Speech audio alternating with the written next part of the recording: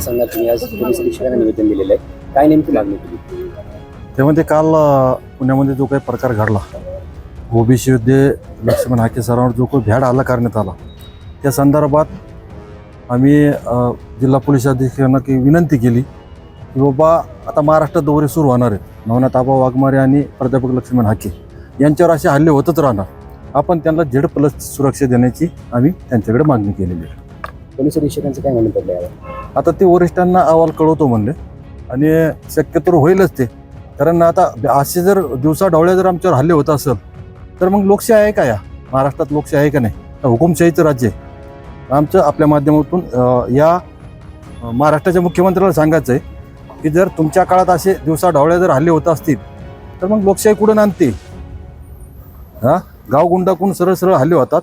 म्हणजे एखाद्याला ओबीसीचं आंदोलन बदनाम करण्याचा प्रयत्न, ओबीसी योद्धे बदनाम करण्याचा प्रयत्न, षडयंत्र चाललेलं आहे.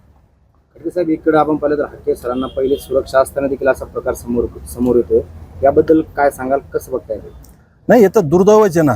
जर सरांना काल 2 वाजता नागपूरला एअरपोर्ट म्हणजे प्लेनने जायचं होतं, त्याच्यामुळे जो काही एक अंगरक्षक होता त्याला सरांनी तिथं थांबून धरलं. जर अंगरक्षक असताना जर हल्ले होतात म्हणजे मजल गेली कुठपर्यंत? म्हणजे आम्ही लोकशाहीमध्ये आम्ही काही मागावचंच नाही का? आणि जर आम्ही लोकशाही मार्गाने संविधानाला मानून जर पुढे आंदोलन करीत असेल आणि त्याच्या बदल्यात जर आमच्यावर हल्ले होत असतील तर इथून पुढे किती हल्ले झाले तरी आमचं आंदोलन थांबणार नाही. सुरक्षेच्या अनुषंगाने पोलीस प्रशासन कमी पडतंय का, असं विचार होतो? नाही, सुरक्षेच्या अनुषंगाने पोलीस प्रशासन कमी पडण्यापेक्षा त्यांची मजालच इतकी वाढली की तर ते जर कायदा सुव्यवस्था जर पाळीत नसतील ते लोक, तर आता पोलिसांनी याचा विचार करावा. शेवटी कायद्याचं राज्य आहे. एबीपी माझा, उघडा डोळे बघा नीट.